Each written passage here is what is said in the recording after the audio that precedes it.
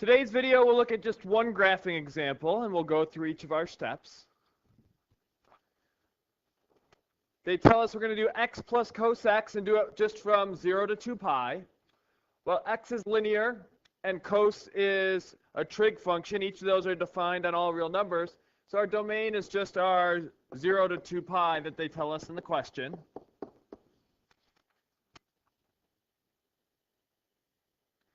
Next, we've got our intercepts.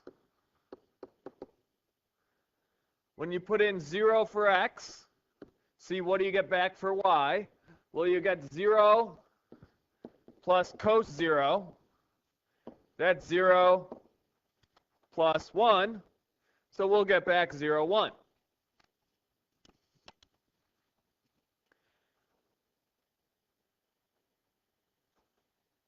Now, if we put 0 in for y, that means we'll have 0 equals x plus cos x.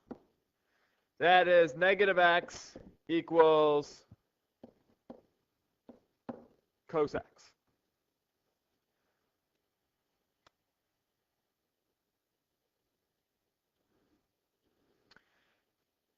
Say 2 pi is about here.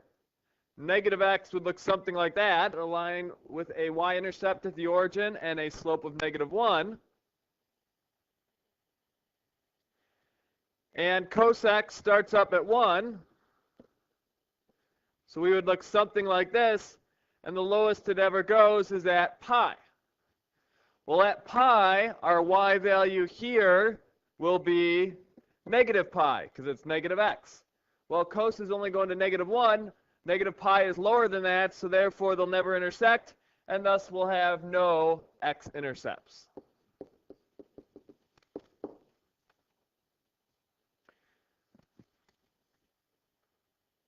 Your symmetries, when you plug in negative x, you'll get negative x plus cos negative x. Well, cos negative x is the same as cos x. That's a property from trig. Therefore, it's not the exact same thing, and it's not like you just negated everything. So there's no symmetry. And again, remember with these symmetries, okay, it's not the end of the world if you can't figure it out. It just saves you some time. We'll have no asymptotes, because neither of those individual functions have them.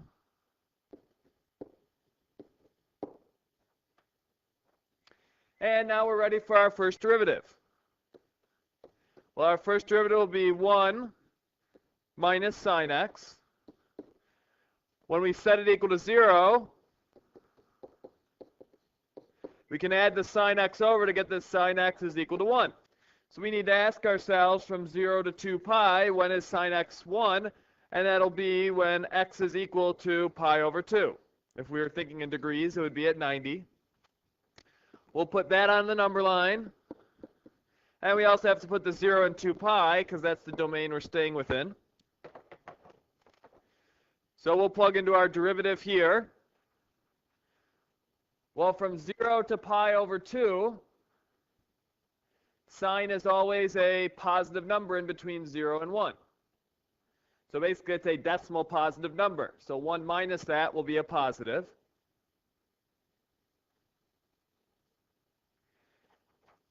And from pi over 2 to 2 pi, the highest we ever get will be something less than 1, and the lowest we get will be a negative 1.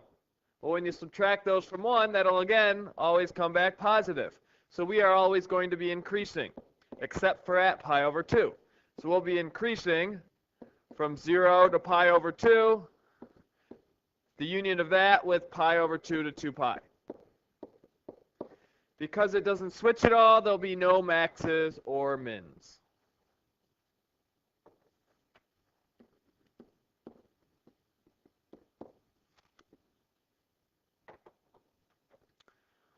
We'll now take our second derivative.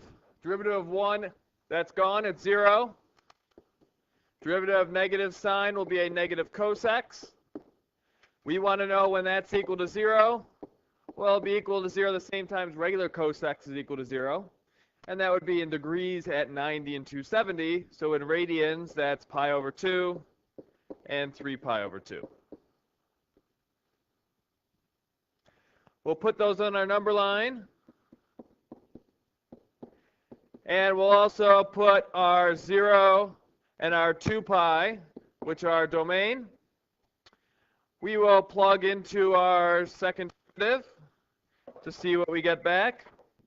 Well, regular cosine from 0 to pi over 2 is a positive number, so when we negate it, it'll be negative.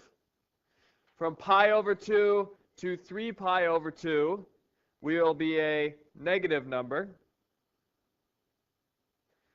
Minus a minus will become a plus. And from 3 pi over 2 to 2 pi, we're back to a positive. When we get positive, we'll get a negative. So meaning we are concave up from pi over 2 to 3 pi over 2, and concave down from 0 to pi over 2, the union of that with 3 pi over 2, comma 2 pi.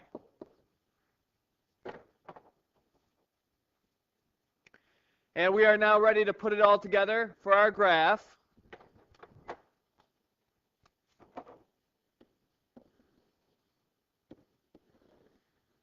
We don't have any asymptotes. We don't have any maxes or mins. Our only intercept is the 0, 1.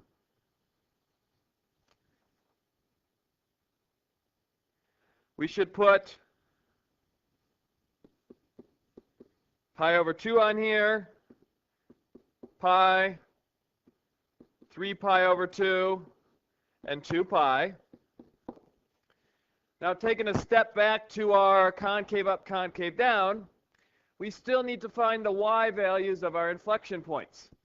We'll have inflection points at pi over 2, comma something, and at 3 pi over 2, comma something. The reason they will be there is because that's where it changes from concave up to concave down. Well, remember our original function was y equals x plus cos x. So when we put in pi over 2, we'll get pi over 2 plus cos of pi over 2. Well, cos of pi over 2 is just 0. So we'll have pi over 2 plus 0 to give us back pi over 2. And likewise, when we put in 3 pi over 2, the cos of 3 pi over 2 will again be 0. So we'll just be left with 3 pi over 2. And because we end at 2 pi, we should see what that value should be as well. So 2 pi plus cos of 2 pi, that'll end up as 2 pi plus 1. Now 2 pi plus 1, 2 pi is roughly 6.28, so that's about 7.28, so we'll want to be able to graph up to there.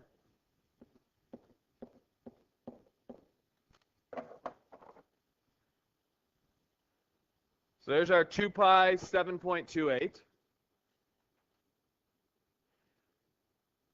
Pi over 2, comma pi over 2. Well, half of a pi is 3.14. Half of that is around 1.5 or so.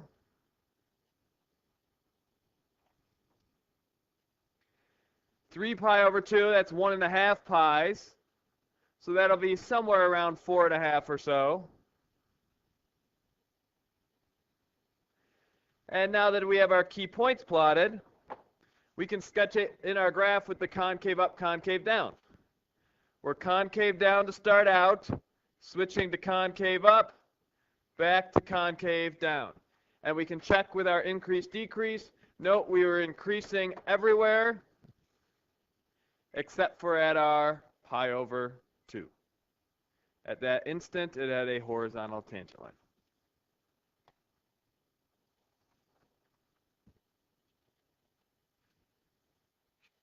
That's all for today's video. We'll see you next class period.